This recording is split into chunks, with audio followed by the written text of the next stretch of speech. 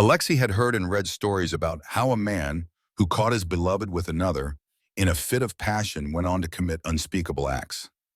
He never justified such behavior, and he never once wondered what he himself would do in a similar situation.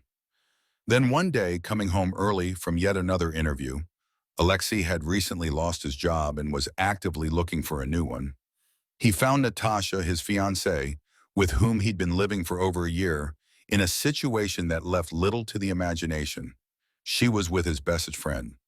Natasha, shrieking in surprise, stared with eyes widened in fear. The friend, now naturally an ex, also tensed up, no doubt thinking that a fight was imminent. But Alexei wasn't in any state of frenzy at all. Instead, his heart suddenly ached and tears welled up in his eyes. He sniffed. "Get out!" he snapped at the one he had almost considered a brother. Natasha's lover quickly got dressed and dashed off. Natasha remained, hiding under a blanket. They'd even picked out their outfits together at the mall. Alexei had wanted something with sharks, and she had chosen one with silly pink hearts. "Sweetheart," Natasha fluttered her lashes, "I'm not to blame." An ugly, bitter quarrel ensued, during which Alexei learned that apparently he'd driven her toward infidelity.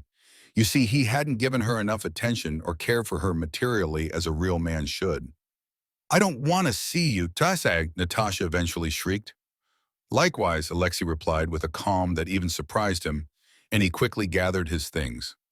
Alexei and Natasha lived in a rented apartment. Theoretically, he could have gone to his parents' place, but Alexei didn't want to listen to his mother's lectures. She had warned him not to get involved with that girl. No, the guy knew he couldn't stand another word. He needed to be alone, and the decision came instantly, as if some mysterious wizard had whispered it into his head. "I'll go to the countryside," Alexei thought. With a travel bag containing all his most necessary belongings, he headed for the railway station. In the village called Uzhik, Alexei's grandfather once lived. They weren't very close, so Alexei was quite surprised when about a month ago, after the passing of his grandfather, Alexander Petrovich, he learned that the old man had bequeathed to him all his property, namely the village house and everything in it. Alexander Petrovich had once been a great man, a historian, a university professor, the author of several books on the mythology of Western Europe. He'd also written about his native land. And when he retired, no, he hadn't lost his mind. He'd simply become eccentric. He moved into that little house in the village, which had previously belonged to his own grandparents, and began living as a recluse. He read books, corresponded on paper with other scholars, and kept saying that one day he would do something that would leave everyone in awe. And even when his health deteriorated so much that he should have moved to the city, the old man refused. And so he died. Alexei reached the village by evening. His grandfather's house stood at the very edge of the village, almost abutting a forest clearing.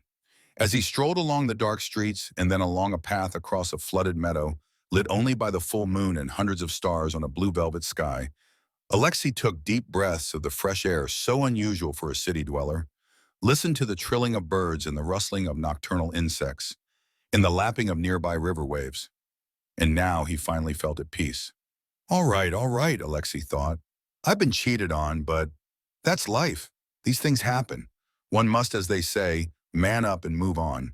And to start with, I need a little vacation, just to sit here in the countryside, and then, of course, I have to go back to the city and find a job. And also, yes," Alexei decided, "maybe I should sell grandfather's house.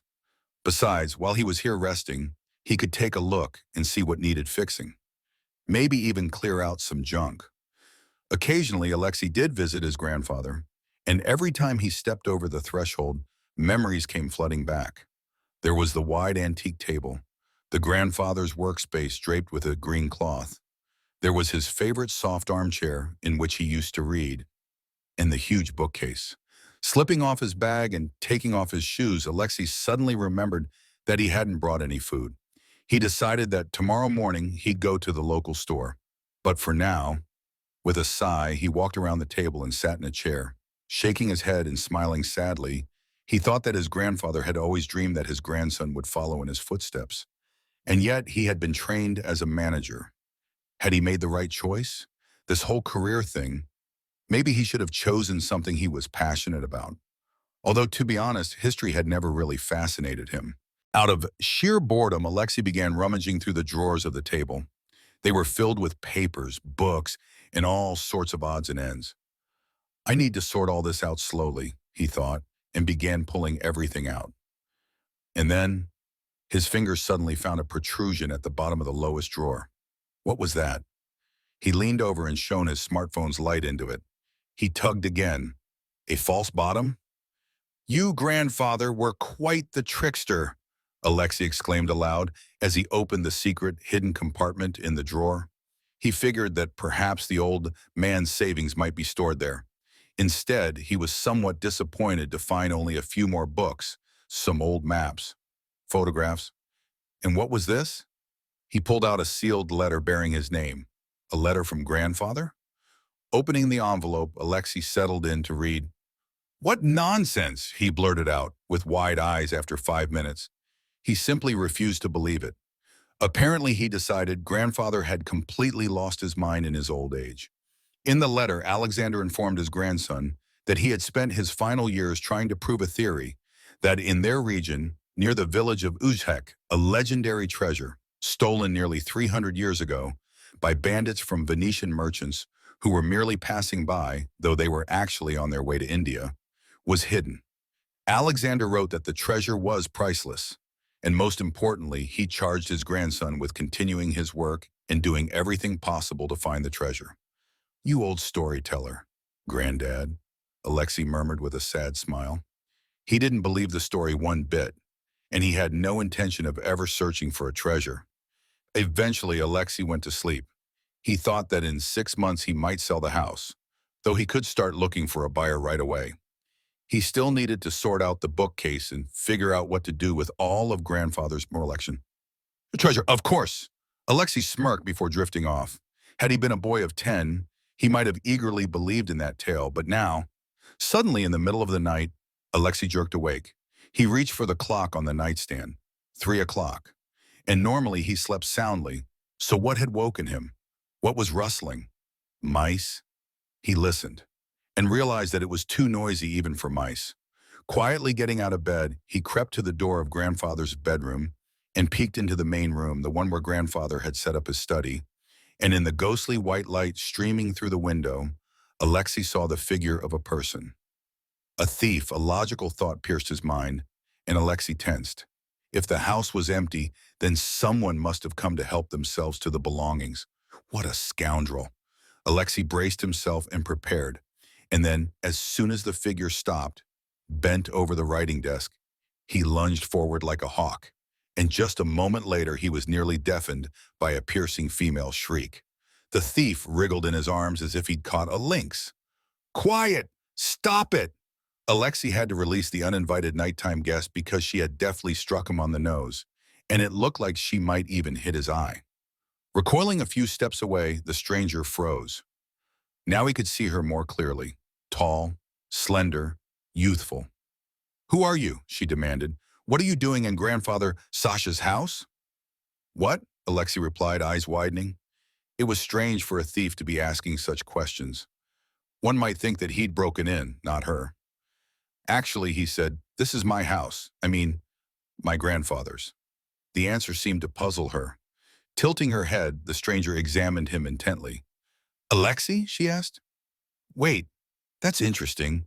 How do you know my name? And why did you come here? He pressed. I didn't break in. I came. She hesitated. So you're grandfather Alexander's grandson? Yes, I said so. And who are you? Oh, Alexei asked. Svetlana. She introduced herself. And suddenly something clicked. Alexei remembered a conversation with his grandfather from long ago. The old man had mentioned that he wasn't bored in the village and even had a friend there. Alexei had been surprised that the old man had befriended a young girl, but Alexander had explained that he'd always dreamed of having a granddaughter. This girl, named Svetlana, had been orphaned at a young age, only 18 when her parents died in an accident. Isn't she clever, his grandfather had said. She wants to become an art critic. It seems fate herself sent her my way, since my grandson turned out to be a dullard, insensitive to the great arts. Moving to the light switch, Alexander had turned on the light, and then, in a few brief words, He told her that he seemed to know something about her. I just can't understand what you were doing here tonight, he had said. He was truly curious. And how you got into the house. Did you pick the lock or something? Who do you take me for? She retorted indignantly. No, I have a key. Alexander gave me a spare, and I came. I just wanted to pick up a book.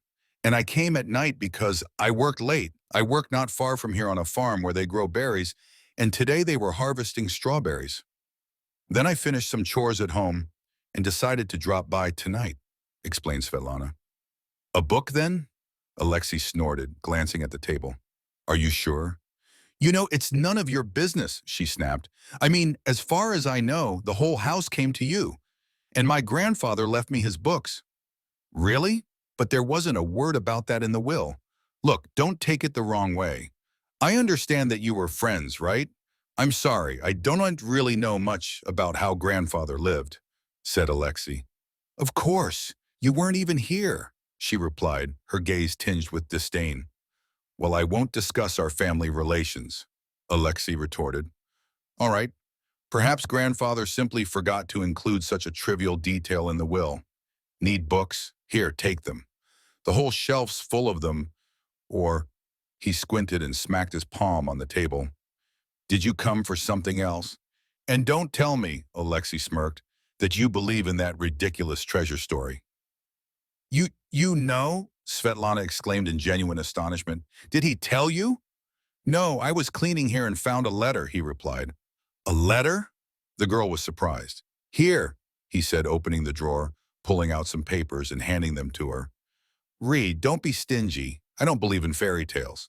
She read the letter, then read it again. A multitude of emotions crossed her beautiful face. Surprise, bitterness, delight, and then disappointment. So he decided to entrust you with the work of his entire life, Svetlana sighed. The work of his entire life? That's a grand way to put it. You know, my grandfather was indeed a smart man. But a treasure? It's just ridiculous. Alexei grinned. So you're saying that you're not going to? She began. Listen, how old are you?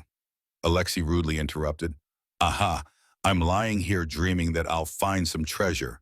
And have you known about this for a long time? She looked at him intently, studying him with a note of distrust. Then she began to speak. Yes, Alexander had long ago told her that legend, but he died before he could reveal all the details. And so, once again, Svetlana had come to his house to check among the books and papers if there was anything that might indicate which direction to start searching. She had no idea that in the desk there was a secret compartment containing a letter addressed to his grandson, along with those very maps and other important documents that, as Alexander believed, could lead to the treasure. All right, well then, Alexei said as he cleared out everything from the secret compartment of the desk. Take it, I have no use for it. But, she looked at him in shock. Then she got angry. Don't you have any conscience at all? For the next 10 minutes, Alexei listened as she detailed how he was a worthless grandson who didn't honor his own kin's last wishes. And to his surprise, the young girl managed to shame him. Without really thinking of the consequences, Alexei blurted out that no, he wasn't a useless, incompetent grandson, but a normal, and even a good person. And just so I'm not making empty promises, he added, I'll do what grandfather wanted. I'm going to try to find that ridiculous treasure. So are you satisfied? For several minutes they fell silent, standing facing one another, their eyes locked, as if assessing each other. What a load you've dumped on me, Alexei thought. Imagine that. A protege, a ward of grandfather, has shown up. Just like a naive dreamer as I once was. Fine, Svetlana finally said. But only if we do this together, okay? Alexei wanted to say that he was an adult and didn't need a partner. Instead, he extended his hand and said, All right, let's do it. The next morning, lying in bed, Alexei spent several minutes wondering whether the events of the previous night had been a dream or not, and he had to admit that the former would have been far preferable. After agreeing with Svetlana, he offered to walk her home, but she declined. Alexei himself couldn't fall asleep right away. He sat with grandfather's papers, trying to make sense of them. It all seemed to have unfolded in such a way that the old man hadn't even managed to catch the slightest hint, a reference in an ancient letter to a place called the Spirit's Manor. This was understandable, for recently grandfather had been ill. He hadn't had time for expeditions through the forest or mountains. Sprawling the maps out before him, Alexei furrowed his brow in thought.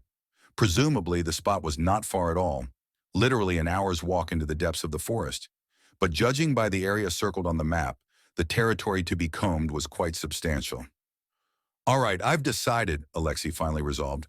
I just need to get some sleep, rest up, and then I'll come up with something. The next morning, two main tasks awaited him. First, a trip to the store because his stomach was already grumbling from hunger. And second, a visit to Svetlana so he could share his thoughts with her. He handled the first task superbly. He bought everything at the store, returned home, hastily boiled some pasta, and mixed in a can of stewed meat. Then gathering the maps, the letter, and some other scraps of paper, he set off to meet Svetlana.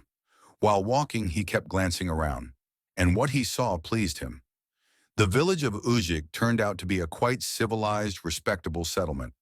Many of the houses were sturdy, and judging by what he'd been told at the store, the locals were not destitute.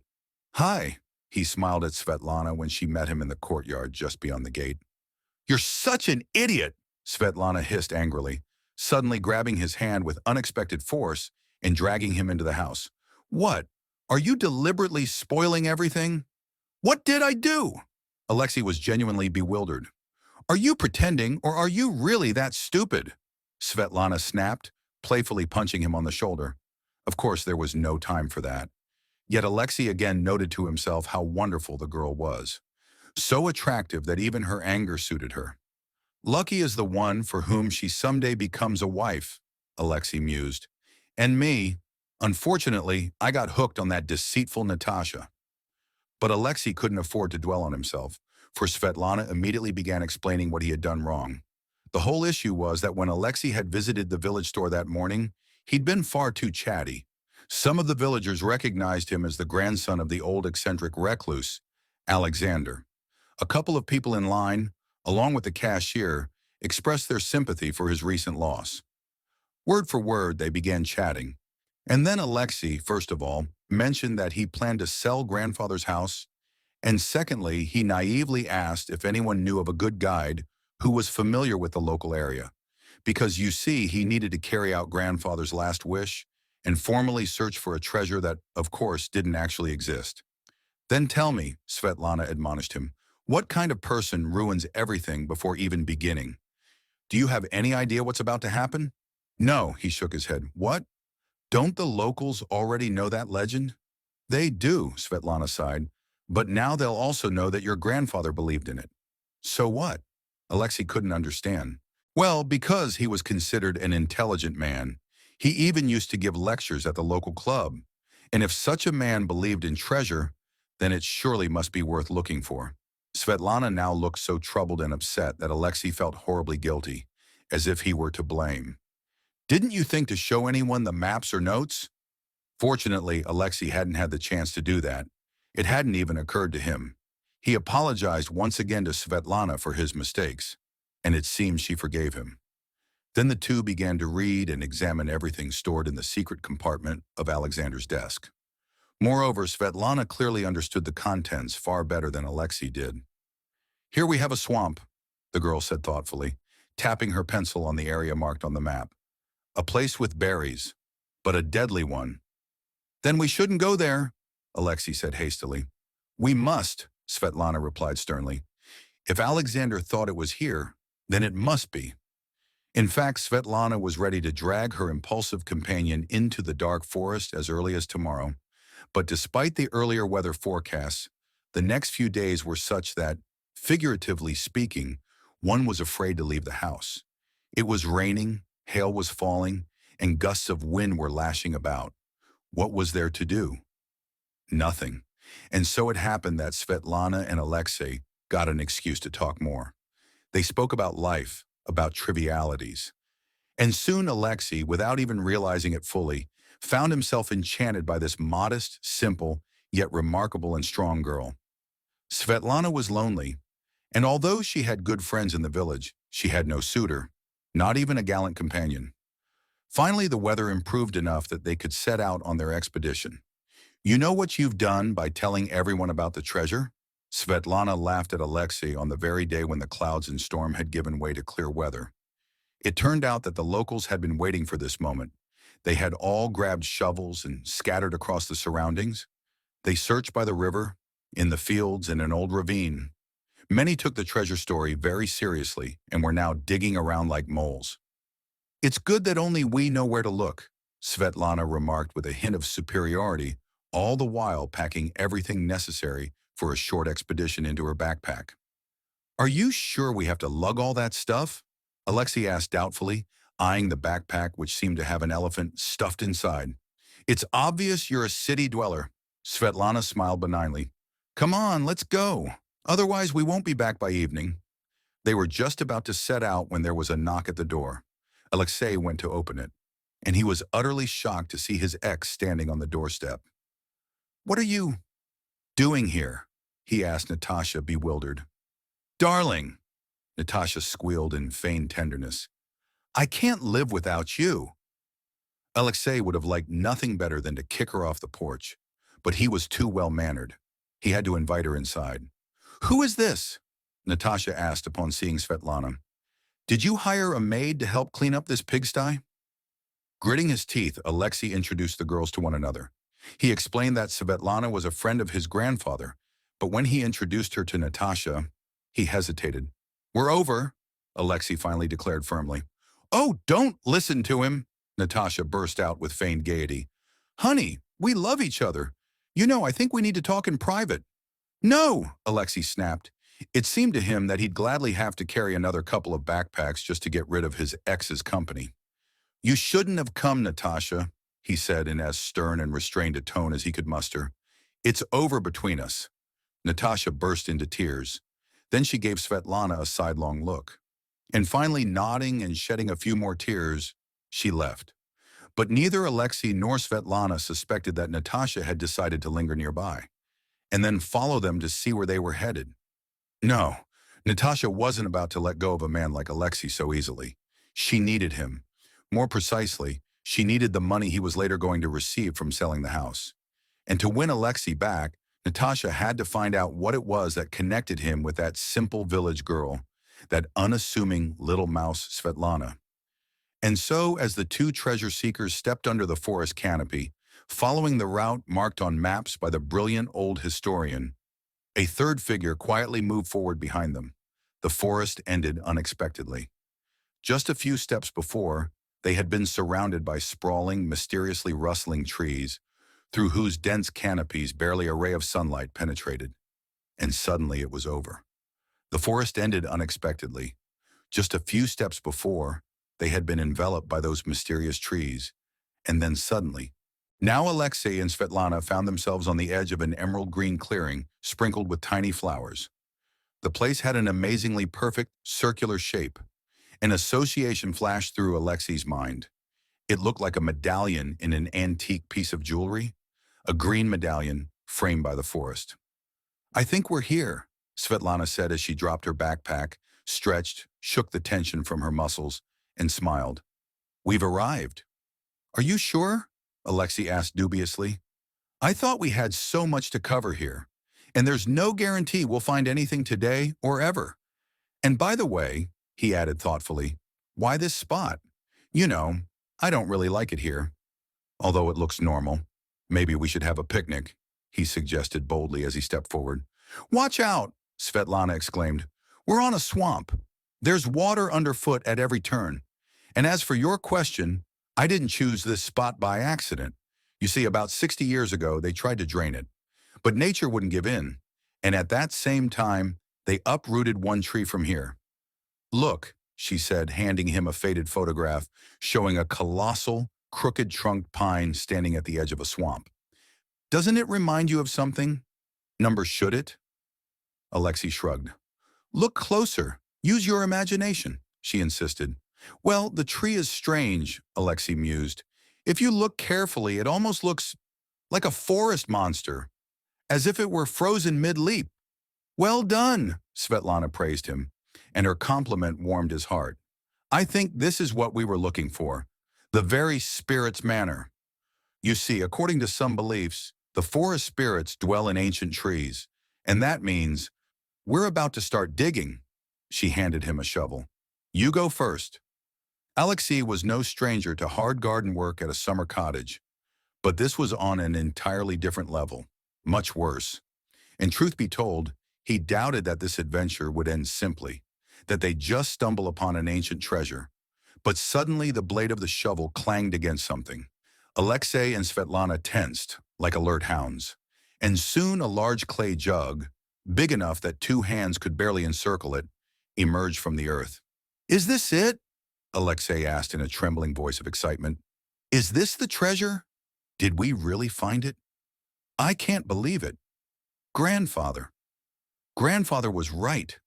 Thank you, he said unexpectedly as he stepped towards Svetlana. It's all thanks to you. Without you, nothing would have worked. Now they looked into each other's eyes. In them, they saw an entire universe. The world around them seemed to stand still. Alexei! A sharp, unpleasant voice yanked him out of his reverie. Alexei! You must listen to me! Had a talking badger emerged from the forest, Alexei would have been less surprised than by the appearance of his ex. How had Natasha ended up here?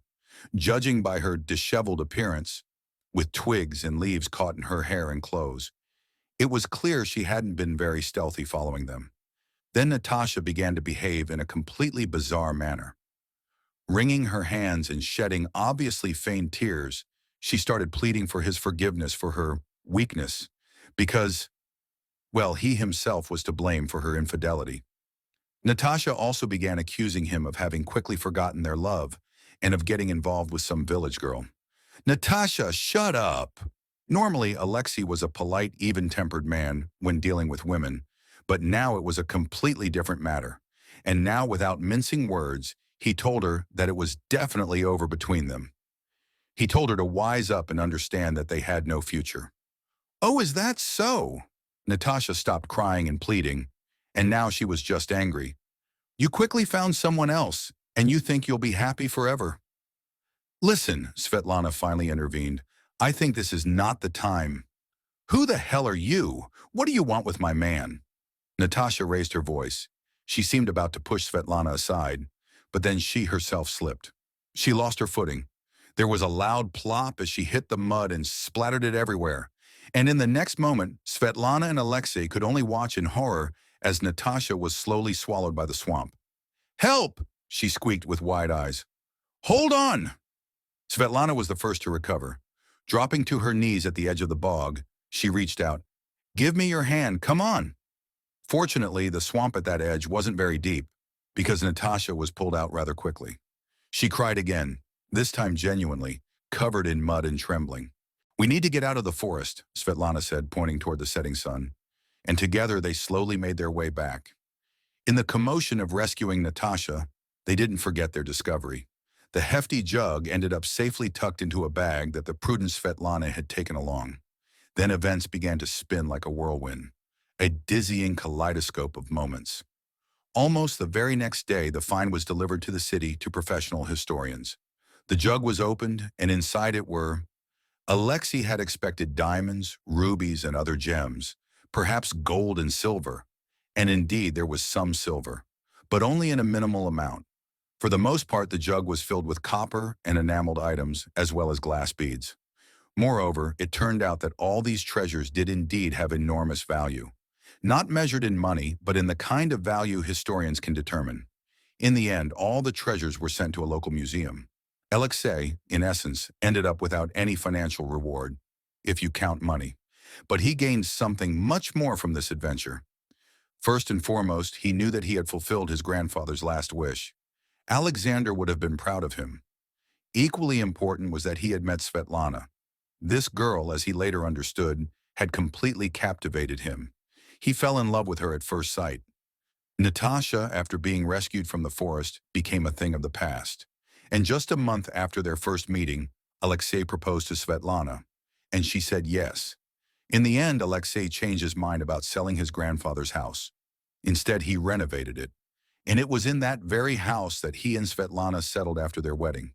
They had the option to live in the city, but Alexei chose another path. Together with Svetlana, he decided to try his hand at farming, keeping dairy cows and growing all sorts of greens and berries for sale. And in the end, everything worked out perfectly.